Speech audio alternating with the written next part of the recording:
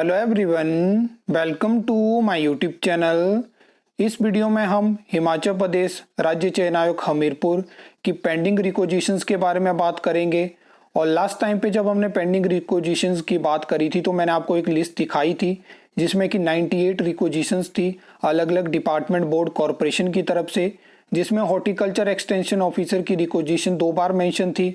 उसमें TGT arts medical non medical की requisition भी थी जो इस टाइम पे वैकेंसी एडवर्टाइज हो चुकी है।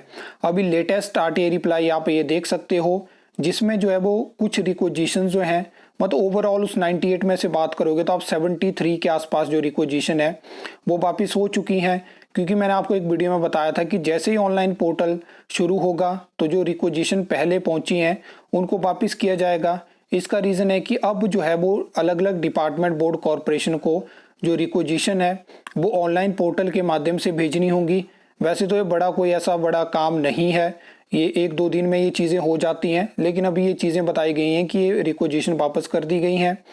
अब यहाँ पे अगर आप उस लिस्ट से इस लिस्ट को कंपेयर करेंगे तो कुछ पोस्ट आपको यहाँ पे देखने को नहीं मिलेंगी जिसमें कि टेक्निकल एजुकेशन की जेओआईटी की वैकेंसी है, ऑडिटर की वैकेंसी है।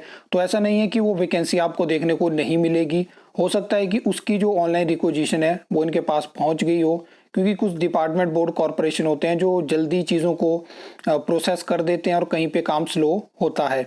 अब यहाँ से आपके मन में ये भी प्रश्न आ सकता है कि क्या जो 2022 में वैकेंसी थी उसका क्या स्टेटस है। तो उसमें लगातार मैं आपको बता रहा हूँ कि उस फाइल को साइडलाइन कर दिया गया है, उसके बारे में फिलहाल कोई बात नहीं हो रही है। अब आप बोलोगे कि जब रिक्वेजिशंस के बारे में ये बता रहे हैं तो उसके बारे में क्यों बात नहीं हो रही है, जो पेंडिंग रिक्वेजिशन तो 2022 की वैकेंसी की भी होगी।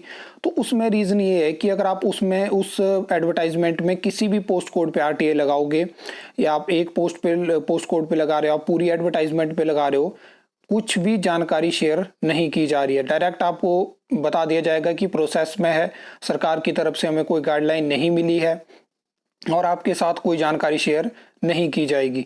अगर आप रिक्वेजिशंस के बारे में पूछोगे तो जो नई वैकेंसी है उनकी रिक्वेजिशन यहाँ पे आपको देखने को मिल जाएगी, लेकिन पुरानी वैकेंसी की बात नहीं करी जाती है कि उसमें से दोबारा से कितने डिपार्टमेंट बोर्ड कॉरपोरेशन की रिक्वेजिशन आपके पास पहुंची है।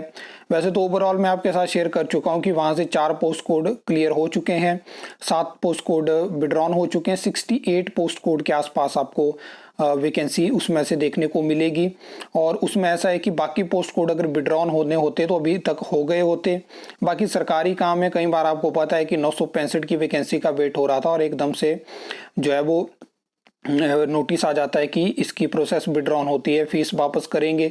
आज तक वो फीस भी वापस नहीं हो पाई। अब यहाँ पे जेओआईटी के रिगार्डिंग भी बहुत सारे प्रश्न आते हैं कि कितनी वैकेंसी आएगी। तो जेओआईटी की मैं ऑलरेडी बता चुका हूँ कि जैसे आपको पता है कि 939 में 148 जो वैकेंसी इलेक्ट्रिसिटी बोर्ड की थी तो इलेक्ट्रिसिटी बोर्ड में ज्वाइनिंग नहीं दी गई, जिसके बाद क्या हुआ कि उसके बाद जो 148 वैकेंसी की रिक्वेजिशन आयोग के पास पहुंची तो उसमें 148 में से उन वैकेंसी के ऊपर ही मतलब ज्वाइनिंग दी गई, जो कि हो सकता था कि आपको नेक्स्ट अलग से एक नए पोस्ट कोड के साथ, तो 148 वैकेंसी तो ऐसे ही कम होगी। इस टाइम की अगर हम बात करें तो 67 वैकेंसी की रिक्वेजिशन ऑलरेडी आयोग के पास पहुंच चुकी है और बाकी भी और डिपार्टमेंट बोर्ड कॉरपोरेशन से जेओआईटी की वैकेंसी आनी है। लेकिन कुछ चीज़ें ऐसी भी चली हैं कि जेओआईटी की भर्ती जो है वो अब आउटसोर्स बेसिस पे भी आपको देखने को मिलेगी और इसके रिगार्डिंग एचपीएससीडीसी के माध्यम से आपको कुछ एडवर्टाइजमेंट भी देखने को मिल सकती है। और ये सब चीज़ें हैं, बाकी अब देखते हैं जिसके उसके बारे में कोई जानकारी आती है नहीं आती है। फिलहाल के लिए यही जानकारी है और कोई नेक्स्ट अपडेट आती है तो डेफिनेटली आपको इस चैनल पे देखने को मिलेगी। आई होप आपको ये वीडियो अच्छी लगी होगी, इन्फॉर्मेटिव लगी होगी। तो वीडियो को लाइक कमेंट शेयर कर सकते हो, चैनल को सब्सक्राइब कर सकते हो फर्दर न्यू अपडेट्स के लिए।